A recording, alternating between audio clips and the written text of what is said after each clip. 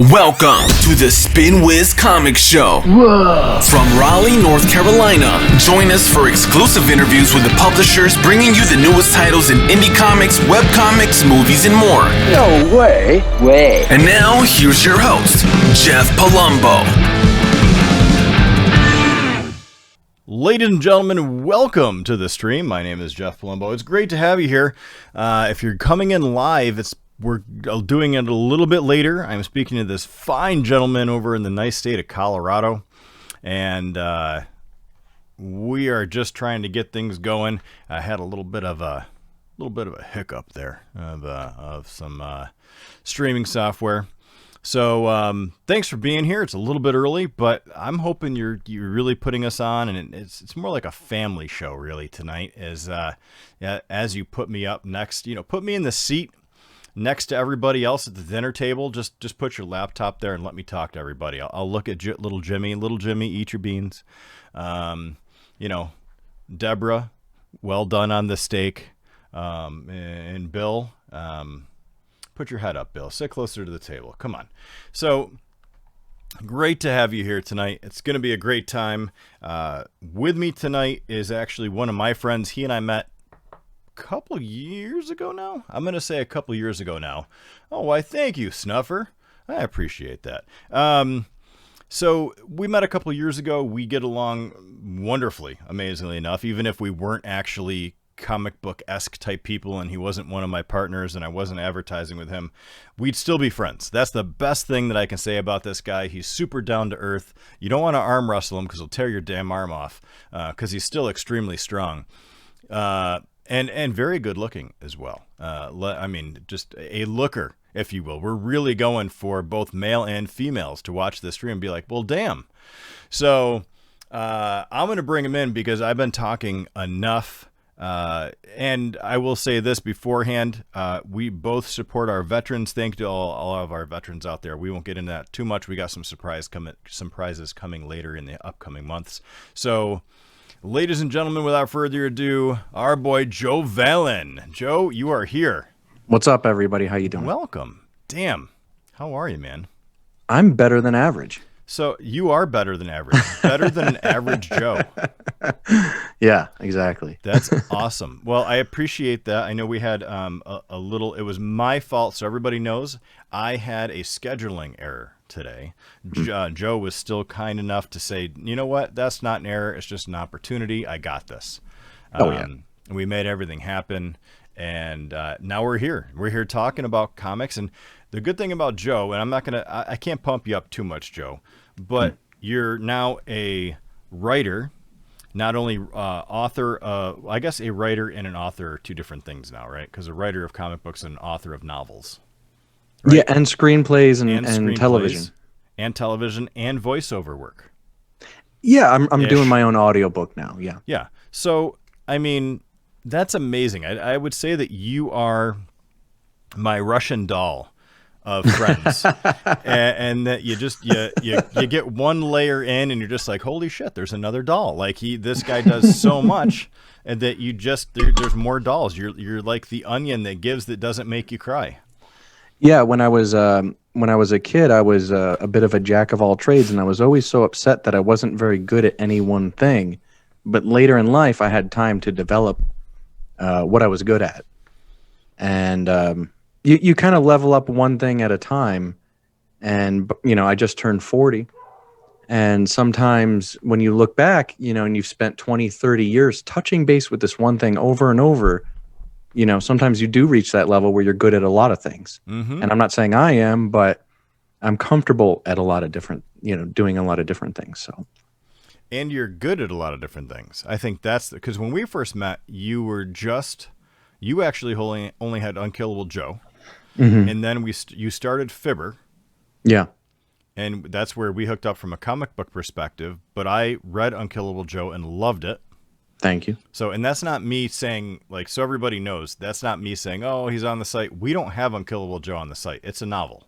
Mm-hmm. We only do graphic novels and comics and stuff like that, which FIBBER is on Spin Wiz Comics. I'll drop that link here in a couple minutes. But Unkillable Joe was a wild ride of craziness that I couldn't explain. But I knew that at the end, I was like, I want more of this. Yeah, So I have a hard time explaining it too. do you want to try to give people a gist of what? I mean, I don't even know I could do it justice. Well, I've had enough time to marinate in it, and this book was it disappearing? Hiya, hiya. Part of this, but you got the good background. I mean, they could see it. Yeah. It's a character study of myself. It's my first novel, and I make myself a main character in all my stories, for the most part. Fibber's an exception. It's an odd exception. I'm not the main character in Fibber. But in almost everything else I write, I'm the main character. And rather than come across as incredibly narcissistic, I want people to know that things don't always work out for the protagonist. And my writing is essentially a character study of myself because as I write, I continue to learn about who I am.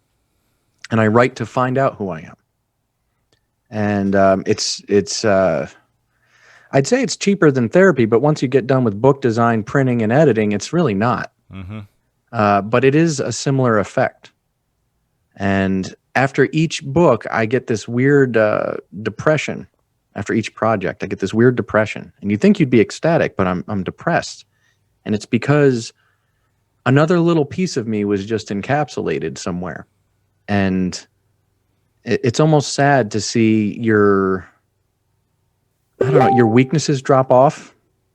What makes you human is your weakness. And as that drops off, as you solve the things that are wrong with you, once you write about yourself, you get to see yourself from a bird's eye view.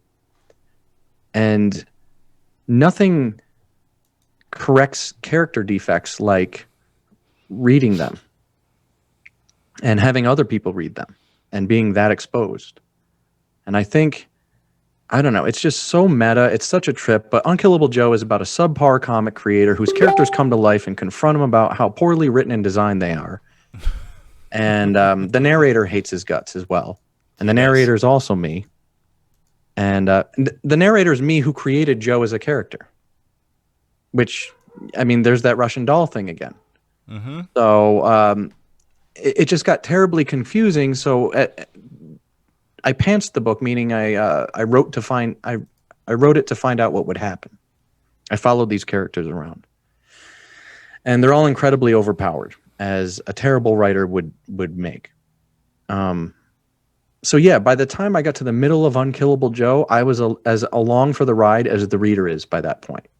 So it's a trip. The only thing I can say in a nutshell is you may learn a little something about yourself while you're reading about me.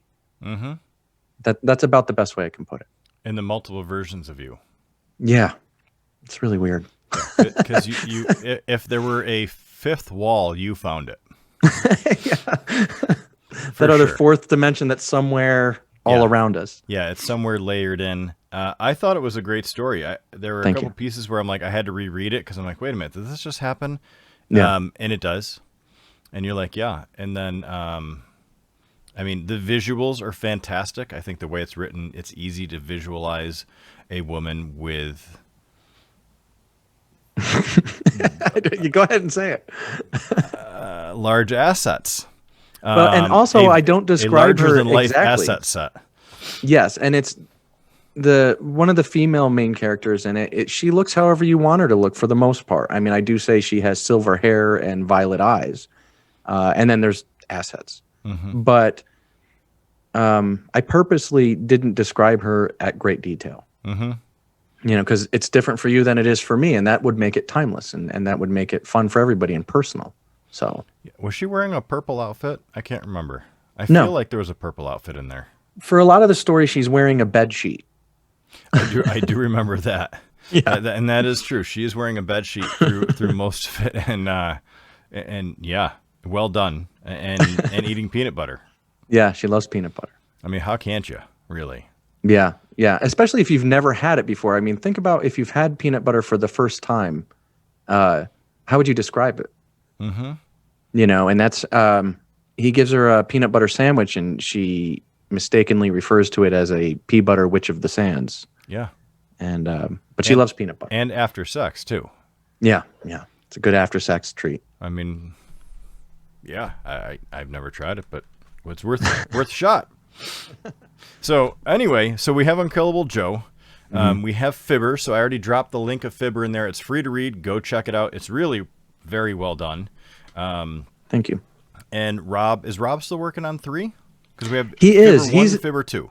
Yes, we have FIBBER issues 1 and 2 up on spinwizcomics.com. And Rob is working on 3. There's been a big hiatus between, but he's relocating his house, which he's moving to a new place. He just made a new kid. And he's got a lot going on in his life. And, I thought of maybe giving him a hard time about speeding him up until he goes into the litany of what he does every day and what he's doing lifestyle wise and this big move of theirs and stuff. And it sounds exhausting. So I can't imagine. I don't know. I'm a different breed though. I'm weird. I will get things done.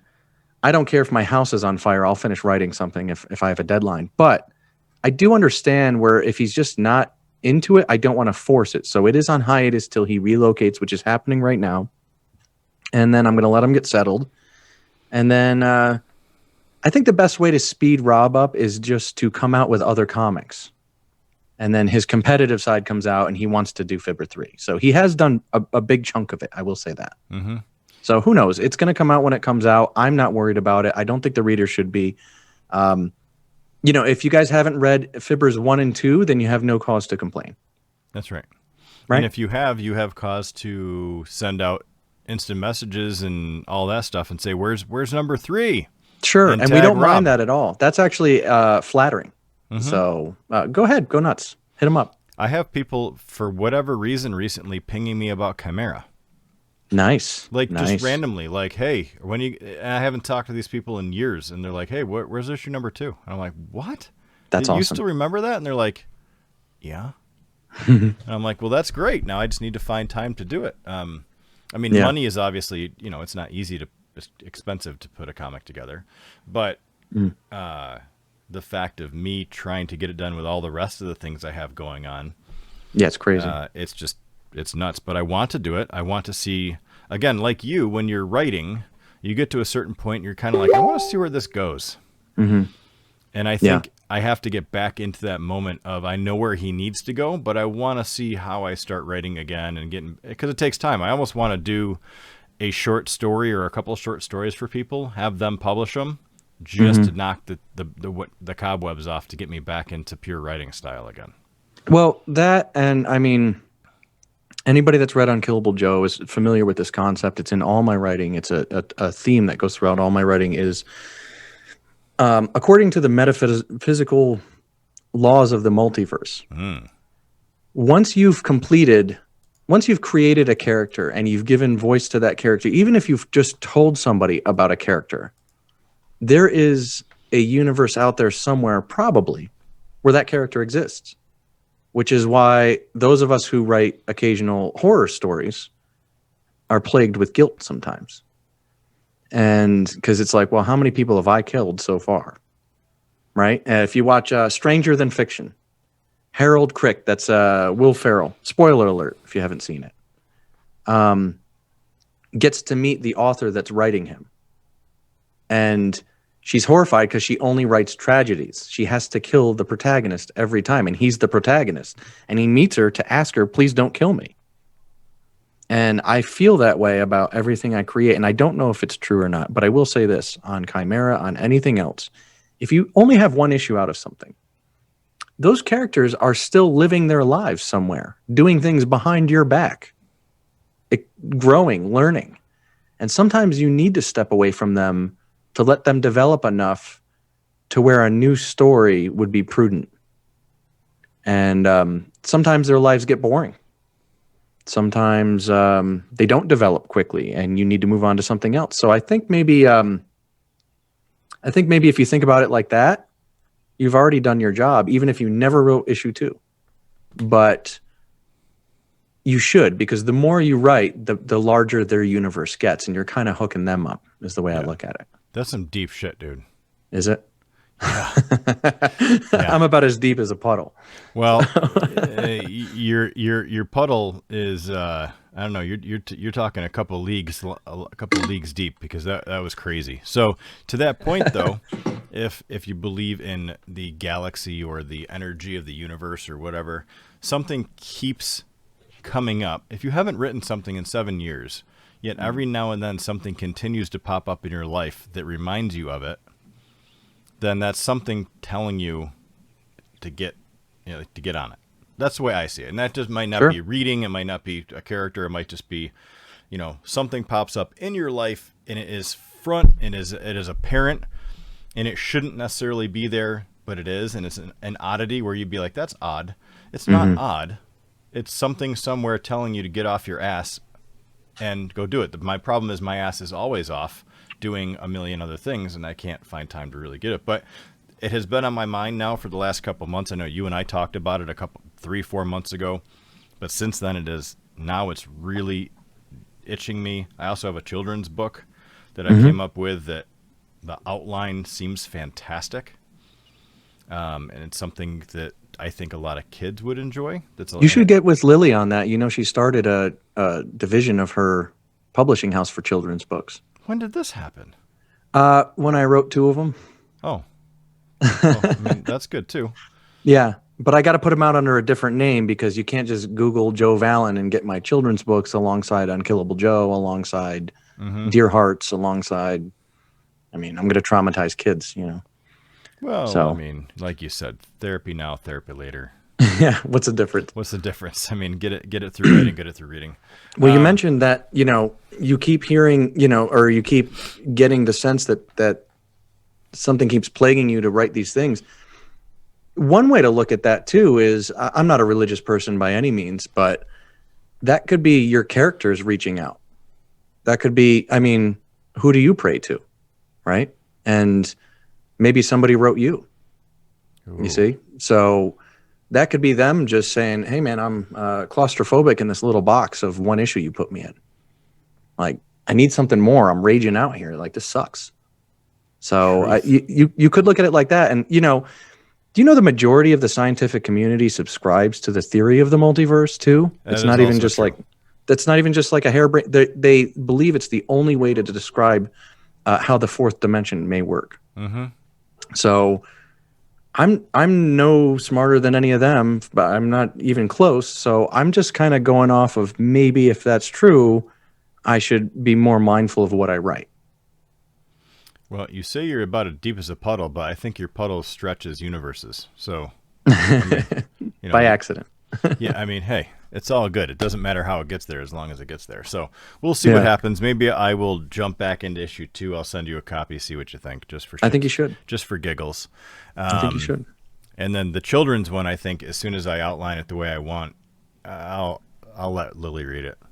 Yeah. And see what she thinks, because we have some plans for that as well, obviously, which I could talk to you and Lily about later. Yeah, and she can take it from there too. I mean, she'll go through cover design. She'll go through a marketing plan. Lily, she's awesome. So what a talented young woman.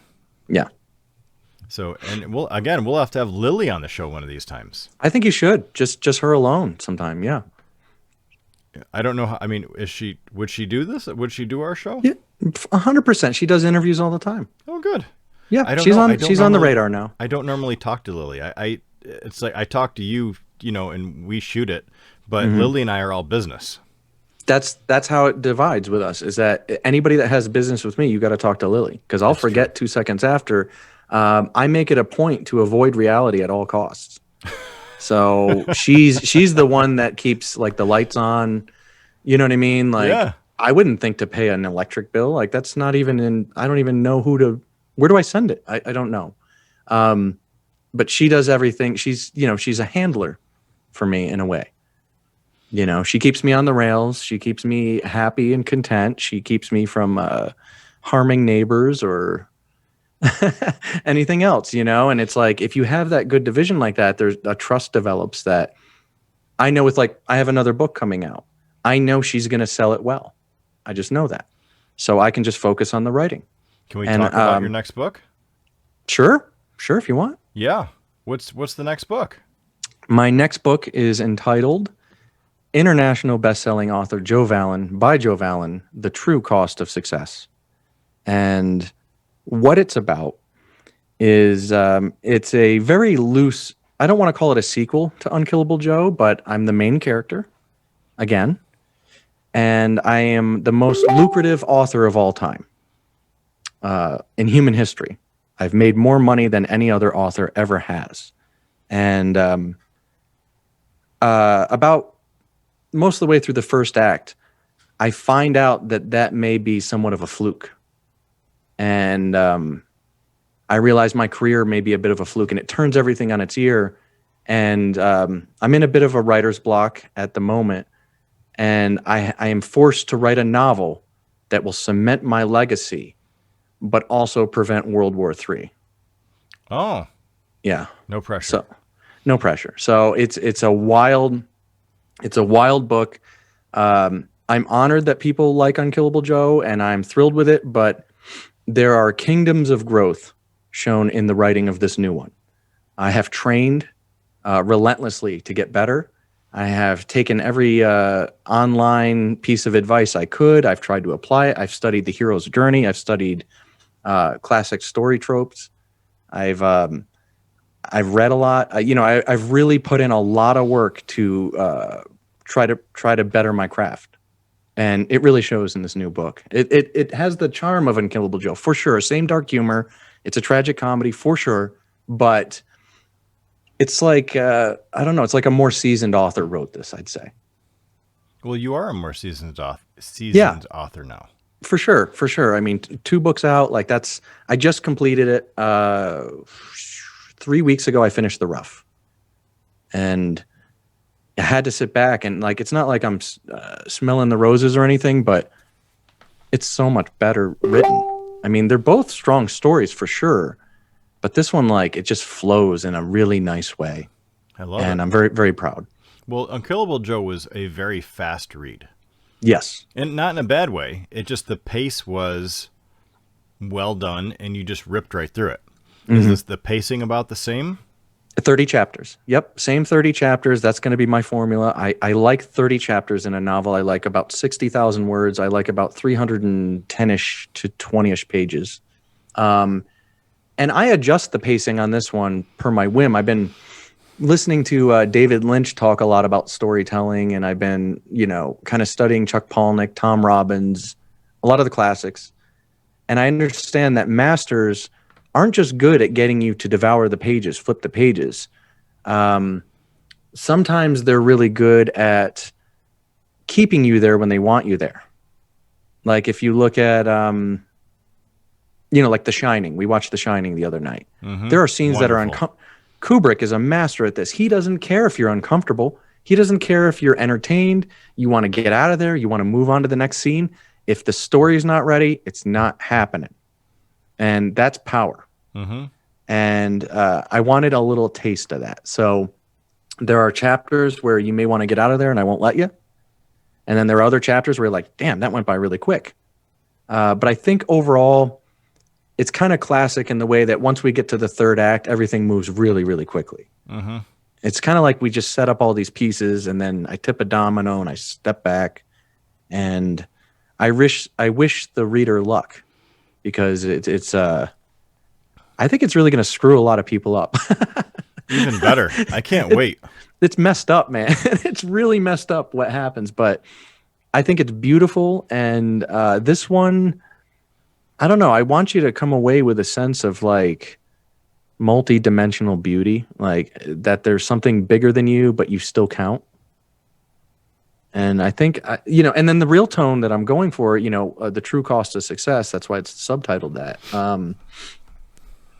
What's success to you? Like, here's a guy who's sold more books than God, and yet finds out he's a hack.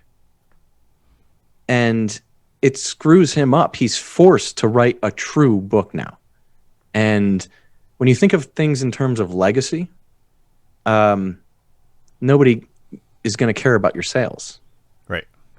Right? And it's like let's say Lord of the Rings bombed the entire time Tolkien was alive, then blew up right after he died. Does that alter his success in your mind? Well, yeah, you don't know him as a failure. You only know him as an amazing writer. Edgar Allan Poe. Yep. he felt like a failure for most of his life, died, and he gets bigger every year, right? So it's like, what is success? It's this undefinable, strange thing. Everybody thinks like, oh, when you're paying bills off your work, you're successful. Okay, here I am. I don't feel successful yet.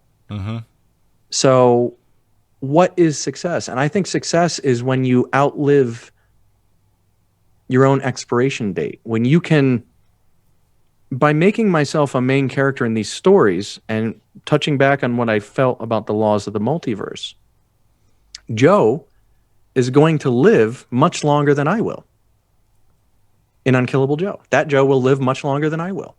The Joe in International Bestselling Author will live much longer than I will. So what I'm doing is I'm injecting myself. I feel like I found a portal, a loophole, if you will, around permanent death. Permanent death or permanent life? Whichever, man. I mean, you know, permanent whatever, permanent anything. It's just, I'm not saying I'm going to be around forever. I'm saying that when aliens land, there'll be a copy of Unkillable Joe in the rubble somewhere. You see? So it's kind of like that Joe's still alive. So I don't think I'm trying to make myself immortal. That sounds really grandiose and narcissistic. That's not what I'm doing. I'm just trying to live longer than my body does. There's nothing wrong with that. Yeah, I mean, it's my answer to finality. Yeah, I want to do that through doing good things for people. Exactly. Where people like, he was a great guy. I knew him because of this, and I'm already dead. I mean, hopefully, I don't want to go anytime soon. I got a lot of shit to do. Right. And I just found that I look really good in the color purple. I mean, it's a thing when you find a color that you didn't know, and then, you know, you're like, wow, I can really rock purple. I went 42 years without really bringing the color purple into my repertoire. It is a moment. I just found orange and black as a color scheme that I really love.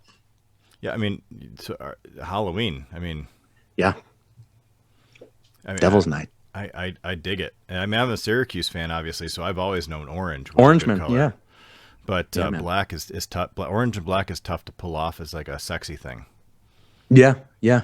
You might be able to do it. I don't know. I can't. Well, I just make sure that, you know, I'm also big into the tactical community as well, not to turn anybody off, whatever your I don't think thoughts it's are. going to turn anybody off. I mean, not to be political in any way, but I make sure all my tactical gear is orange and black. That's true. You really did. I do remember that. Yeah. So it's kind of like my little signature.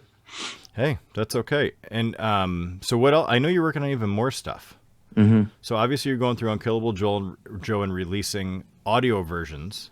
Yes, on the Mighty Pen podcast on YouTube, which Spinwiz so graciously sponsors. And I'm releasing the audiobook for free because it's all training for the International Bestselling Author. I want to do that audiobook, so I want to iron out all the kinks on Unkillable Joe. You can hear the pages turning. You can hear me giggling. Look at it like I'm reading you a bedtime story. You know, so it's been a lot of fun, actually. But we talked about this off camera. Hugely challenging and a giant pain in the butt. Oof. Brutal.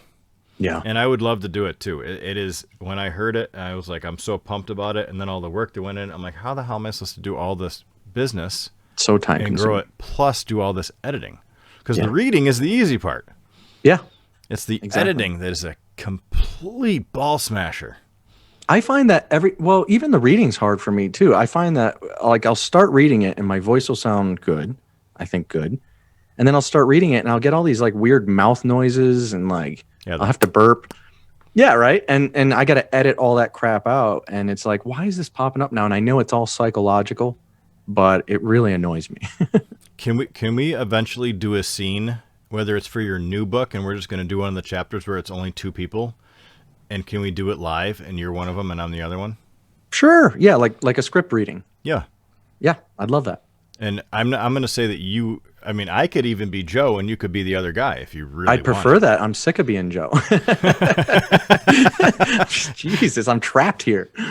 So even in my fiction, I'm trapped as myself. Yeah. I mean, wow. Yeah, that's a thing right there. It is. You know, a lot of people write comics and stuff because they fantasize about being a superhero or they want to try some different kind of life, I fantasize about being myself in weird situations. So, like, how would I deal with this? How would I deal with that? And that teaches me a lot about my own reactions if I'm being honest in the writing. There's a temptation to make yourself the man, but that's not good writing, and nobody enjoys reading that. That's kind of like just bragging a lot. So if I'm honest about myself, about my weaknesses and my shortcomings, it comes out in the writing, and then I'm able to kind of work on these things in real life in a more constructive way. Yeah. Maybe that's why I haven't really picked up on Chimera again, because he goes through some really jacked up stuff. Mm-hmm. And you have to in order to write it properly, you have to, I don't want to say replicate that, but you have to put yourself into that headspace at least for a little while in order to be able to write what that character is feeling properly. Otherwise it comes off odd. Yeah. And I also have, I think my style, it works really well for me because I have a lot of self-loathing, and I'm a bit of a masochist. So I really enjoy punishing myself and putting myself in situations where if my character is going to die, I let him die. That's that. I don't try to intervene because I'm not trying to screw up the ending, but I'm often surprised when my character figures it out and overcomes an obstacle. I'm always like, you go, me, like, wow. You had it in cool. You had it in you somewhere. Yeah. Like in Dear Hearts, for example, I know we haven't brought this up yet, but I'm writing a horror comic now, art by Jason Doobie and Scattered Comics. Yeah. Where I'm an older version of myself who's this scientist who's involved in this kind of like mutation experiment, and he's in this 3-level underground lab, and it turns into this complete horrific nightmare. That's issues 1, 2, and 3. In issues 4, 5, and 6, he sent a spoiler, but he's contacted his younger 40-year-old nephew, and I go looking for my uncle. So in 4, 5, and 6, I need to traverse those same steps, and I can't wait. So I've been, when I know that a fictional version of me is up against something big coming up soon in the production schedule, for example, I actually work out really hard and I train really hard to get ready. I know it sounds dumb, but it does 2 things. It has 2 unexpected benefits. 1, my actual self gets in shape. And then 2, when I'm writing it, I don't feel like a fraud if I'm dominant in certain areas. So I don't want to hype myself up or do anything I can't do. Like if I can't lift 300 pounds, my character won't. But if I can lift that weight and a 300-pound monster jumps on me, well, I can throw it off. So that's an option I now have in the writing where I don't feel like a schmuck. I don't feel like I'm just making myself look like the man. And likewise, what kind of injury could I take? There are major injuries that my characters take, and would I survive them or not? And I have to be honest about that. So how fast am I? I'm constantly taking a physical assessment of myself so I can write about it in my action. You're like a method actor, but you're a method writer. Wow, I never thought of it like that, but yeah, and I don't know a lot of people that do that, because you got like George R.R. Martin writing about Game of Thrones, and the man can't stand up. Yeah, so yeah, he's not lifting it. No, there's no dragon on Earth that can lift him up. And we're not body shaming here. We're literally just saying the guy's got a hard time moving around. He'll probably tell you the same. He would. Yeah. But yeah, like imagine if he had to get himself in shape for Game of Thrones. He'd probably be, I think, also that physical exercise develops your work ethic in all things. So, Henry Rollins brings that up a lot, where lifting weights taught him how to work hard, and teaches him. I love him. Teaches him that results don't come overnight. So now I've kind of followed in that kind of same teaching. And for me, I work out and I don't expect a result overnight. Yeah, I agree with you. I haven't worked out in a long time, but that's because I work so many hours that... Oh, it's crazy. It's hard. But I will say that my release, hauling ass during the day and doing what I do as a day job, is greatly satisfying, knowing that my family is taken care of. And I get to be creative at night. Even though it's not creative the way I would normally do it, like writing and stuff like that, building a business and how to do it properly, and the marketing and the processes behind it, and like that's a fulfilling thing too, to see it all come to life. And it's certainly an art too. That's why I don't think my job is any more important than Lily's. Mm-hmm. You know, it's very difficult to do, and whatever your flavor. I mean, don't get me wrong. I haven't been to a gym since the start of this crisis we're in. But I will drop on the floor between chapters and give myself 50 push-ups, especially if I don't enjoy what I just wrote. Mm-hmm. I do punish myself with push-ups and things like that. A lot of body weight exercises, a lot of shadow boxing. You know, just training in the house is all I do, really. Yeah, I wish I could say I do that too, but I've done a couple push-ups. You got to get mad, man. You got to get mad. And if you enjoy your own company, it's really hard to get that kind of motivation. Like, you need a bit of self-loathing to be a fitness fanatic, I think. Mm-hmm. Right? Yeah. Well, it's just a different I see it as, do you need instantaneous results and that you need an instantaneous feel of something, or do you not, and you are long tail? Right. I think, you know, doing 50 push-ups to me exhausts me. Yeah. Because I haven't done them in so long, and then I'm just like, oh, I need to take a break, or that's not what refocuses me. Sure. What refocuses me is going outside for 5 minutes, putting my head down, and just zoning out for 5 minutes, breathing, and then coming back in, which has its own mental use as well. You know, they say that's why a lot of smokers are addicted to cigarettes. It's not so much the nicotine, it's the deep breaths they take when they take drags.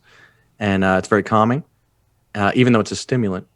Breathing is hugely important. It's something I just started doing because I have a bit of a temper, and I try to take a moment out of every day to breathe properly and to think and all that other good stuff. And also, I think that, you know, the exercise too is in lieu of, I don't drink or smoke the schmeeds, or I don't do anything extracurricular anymore because I don't want to leave the house for that type of thing. Mm-hmm. And it just kind of fell off months ago. Like the last time I was on here, we were drinking. Yeah. And I think that was like my last beer. Whoa. Yeah. So, and I haven't really given it much thought. It's not that I'm avoiding these things. I'm not, what do they say, straight edge, or I'm not like denouncing them or anything like that. It just hasn't come up. So for me, those 50 push-ups, I think I get that serotonin or dopamine or whatever shot you get there. And I think that's kind of my little jolt. And I have been picking up the coffee again because Lily's been on it. So I don't really have a lot in my life to, you know, give me those chemical boosts anymore. Mm-hmm. And so I think the exercise helps. Well, I don't either. I don't really, I don't smoke. I don't really drink. But I find that when I drink, like I'll have a couple beers if my friends are having beers on the weekend or something. Sure. But in general, I don't need drinking. Mm-hmm. I don't even need coffee. If I find that Same. my brain starts spinning without coffee, I just don't drink coffee. Right. I like the taste of good coffee. Same. So, and I only drink it black unless it's bad coffee, and then I put a little chocolate milk in it because, you know, why not? Right. I'm a man. I can still put chocolate milk in stuff like I'm 5. I think that's incredibly manly. Yeah, I agree with that. I thank you. But for scotch and bourbon, that is, holy shit, you did a good day. You did a strong day. You're rewarding yourself not by having the drink, but with that comes the fact that I know I'm going to bed early because it makes me tired. And I know that I've done enough where I can be pleased with myself that day for everything that I have already attained. That sounds like a nice ritual. I'm rewarding myself with sleep. Exactly. That sounds nice. Yeah, because my brain doesn't stop spinning, as yours probably does not either. You probably have a million things popping through your head at all times. Yeah, and I'm very security minded too. So like, I told you off camera, we're in the process of moving to a farm town in the middle of nowhere. And, you know, we got a big place. I'm really excited about it. It's going to be silent. It was silent when we visited. And the town was clean. The air was good. I've been living in cities for so long. I forgot about clean living. And to me, I'm super excited. But where we're at now, we're still in the city. We're just outside Denver. And every single noise I hear, I'm up and checking it out. You know, things going on in the parking lot. I go outside. you know, and it's like, that's part of what robs my sleep is I feel like a responsibility to keep an eye out. And, for no real reason. I mean, you know, part of me thinks like, why do you put your nose in other people's business? Like, stay out of it. You're going to get in trouble. You're going to get hurt. Something's going to happen to you. And I can't help it. I end up outside anyway, in my underoos and, or whatever I happen to throw on, before I went out. And that's usually what keeps me awake now. I have a feeling, Lily and I have a ritual where we put on a movie. This is almost every night. Because I have to do something for my mind. I have to do something for finances. I have to do something for my body every single day. I have to improve all three of those things every single day. That's where my mind spins, is when I neglected one. And then the fourth thing is I have to do something for fun. Just for fun. And our fun is watching a film and hanging out. And nearly every night, I would say, Lily gives me A+ back rub, and it releases a lot of toxins. I get in this really like euphoric state. We're usually watching a movie I like, so I'm usually giggling. I watch a lot of comedies at night. I keep it light because my writing is dark, my life is dark, so I just, you know, I keep it light. And you know, she's happy and I'm happy, and I helped our finances today, and I made some smart investments, let's say. That's another thing I've been doing a lot lately too, is investing. And I worked on some writing, knocked out some writing, and I had a good exercise. I had a good workout. I'll sleep like a baby, provided my neighbors allow it. Right. Well, there's that. Yeah. And so that's really, I have a feeling I'm going to be a very, you know, regardless of what people think is up here, I have a feeling I'm going to sleep like a log if the world would let me. You know, so it's odd. I agree. I look forward to it for you. Kurt Long in the chat saying, "Hey guys, Kurt, if I'm not mistaken, a U.S. Navy veteran. Thanks for your service. Thank you for your service. As always, Kurt. You're the man." So yeah, I get you, man. I have trouble sleeping mainly because I have 2 full-time jobs, and that takes time. I mean, or 1.8 full-time jobs, I guess you could say. If you really would. That's 1.7 too much for me. It's 1.7 too much for me too, but you got to do what you got to do so that you later on, again, my big thing I want to leave the world with is philanthropy. I want to help other people that may not even know who I am. I like that. And that my son, I can teach him how to be a good person, because there's enough people in the world that are either douchebags, selfish pricks, or just good when it occurs to them to be good, like when it makes them look good or whatever. When it's convenient. Yes, thank you. That's exactly right. And my goal, that's why I created the group called the Do-Gooders, that went kind of dormant because we started it right before COVID, so there's nothing really you could do. But now that things are hopefully starting to pick back up, even though reports are saying that COVID's going to hit us like a ton of bricks here in the next month, the whole goal is like reverse racism. Racism is learned. And it's due to your environment. It's due to people around you. It's due to the jackholes that you call uncles and aunts and just shitty people in general. And that's not a political statement. That's a Palumbo statement. Right. So I feel that if you can learn racism, you can also learn the reverse of that, which is giving and being a good person. So the group is called Do-Gooders. And if I can show my son through what I do of how good people work and what good people do, then he will be a good person when I'm gone. For sure. And hopefully he will make the world, even one person at a time, a better place. For sure. If more people think that way, then we get rid of a lot of the bullshit, even though it'll never be gone.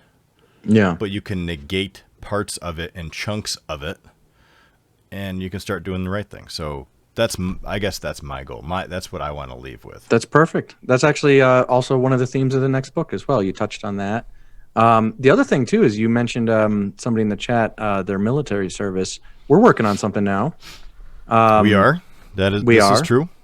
I didn't know if you wanted to bring it up or not yet. So for sure. I want to get it started. If you have any author friends, any comic friends, of course you do. But I want to. I want to get a thing together, and I don't know what I'm going to call it yet. Stories for Soldiers, something like that. It's working title to be announced.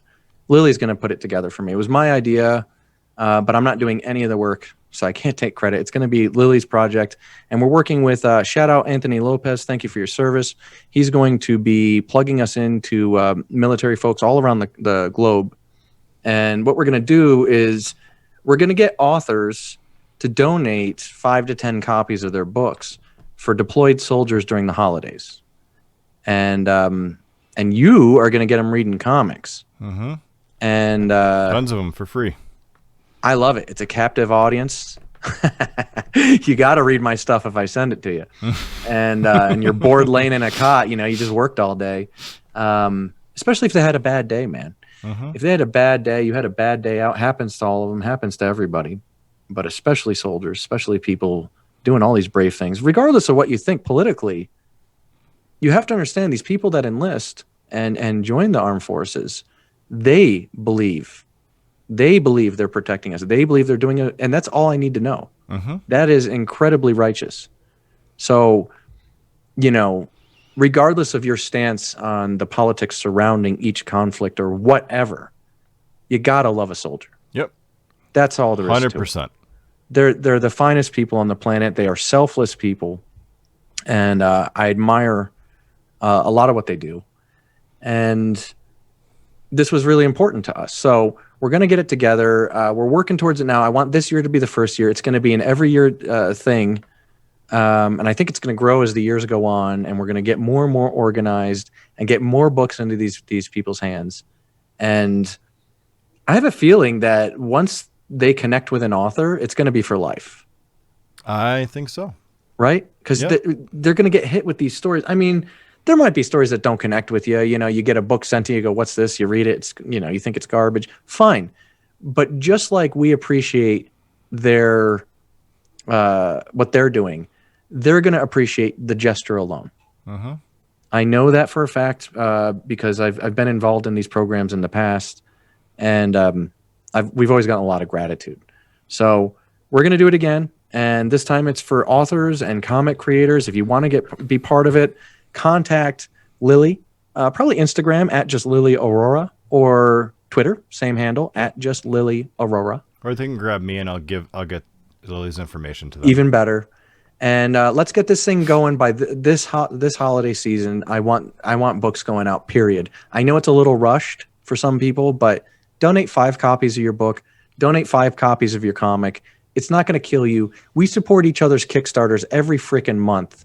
And these things are, you're throwing $30 here, you're throwing $50 there.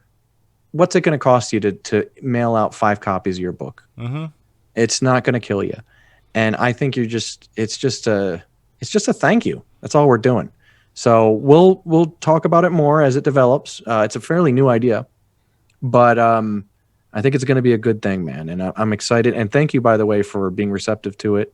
And I look forward to teaming up with Spinwiz on it. 100% down. And I have 86 other publishers to talk to for you. Badass. Awesome. So I'm 100% behind our veterans. My father was a veteran. My stepson is a veteran. I never was because I get motion sick by turning around too quick. So really? Awful. Awful. Like I did amazing on my ASVABs. Yeah. Everybody coming to talk to me, and I'm like, I want to be an earth science teacher. They're like, well, we can't do anything like that. Even the Army was like, all right, we can do, you can be geology.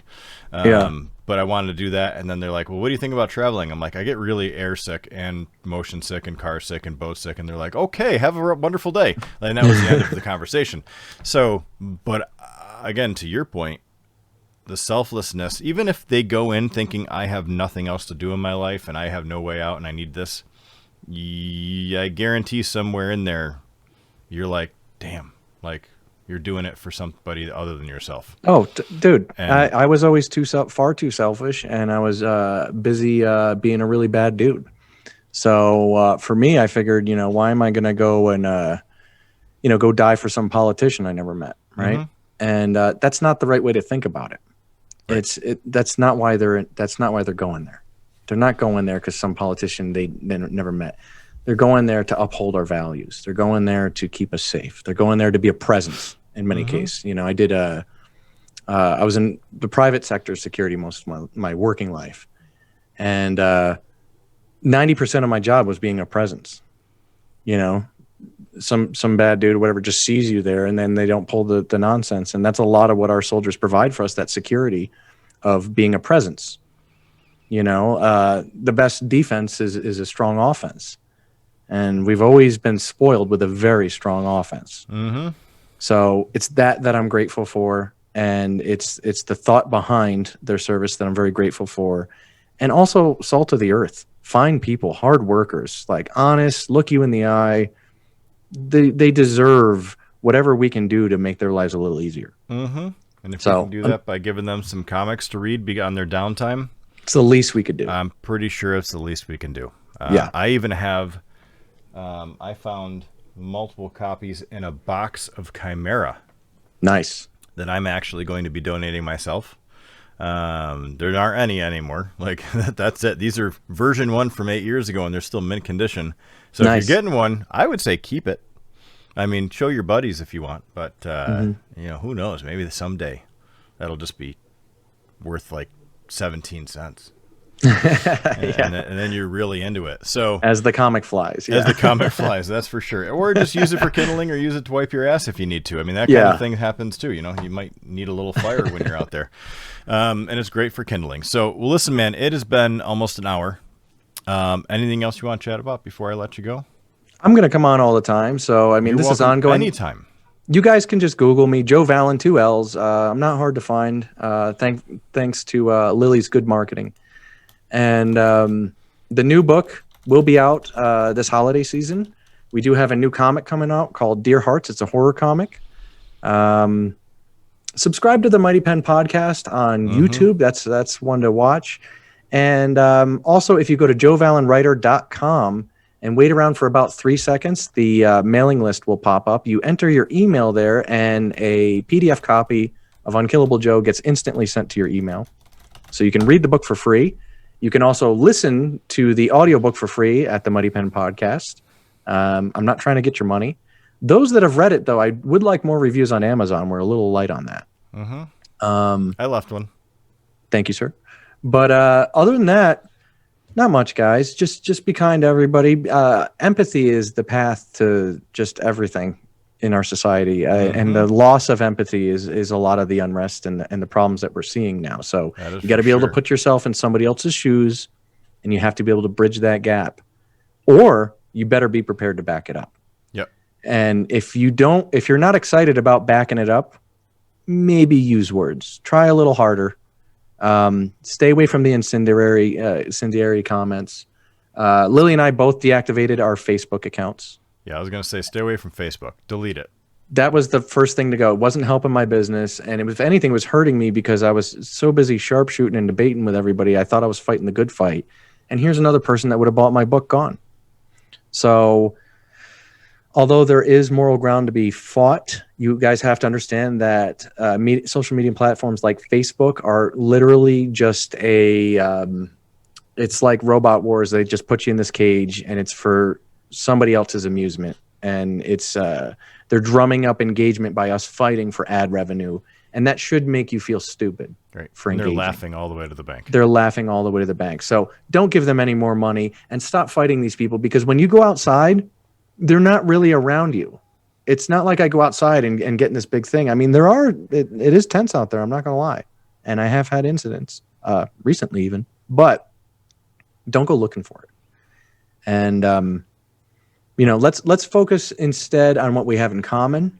And I think that's the path back to the unity that we used to feel in like the 80s, for example.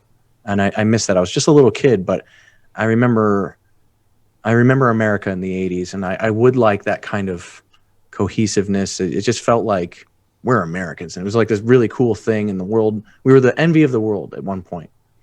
And now I can't say that with a straight face. So wear your masks. That's not a political thing. Just wear a mask. I don't care what you think about it. Wear your mask. And because you're protecting other people. Yeah, you might survive it. Sure. Maybe it won't kill you. But that old lady you just walked by starts coughing, and that's on you. That's not cool. So wear your mask, please. If anything else, just to make people feel good by you wearing the mask. And that's something we can come together on. And I think that's a good start. You know, try a little more empathy, right? So that's it. Speech over. But thank you for having me on, man. I really appreciate it. This was fun. Anytime. Hang with me just a minute so I can say goodbye to everybody, and then I'll be right back to you. Ladies and gentlemen, the infamous Joe Vallen, and we'll be back soon. Be right back. All right, ladies and gentlemen, that is the end of this show. Thank you so much. Again, thank you to our veterans. Joe Vallen, obviously, JoeVallenWriter.com. Great guy. Tons of great content coming out. Just when you read Unkillable Joe, you'll be like, holy shit. And then you start reading his other stuff. His comics are great too. Honestly, just extremely creative and almost unknowingly so how good he really is, which is what makes him such a good person. So anyway, have a wonderful day. Have a wonderful night, I guess. Now, if you're on YouTube, have a wonderful whenever the hell you're reading this or listening to this.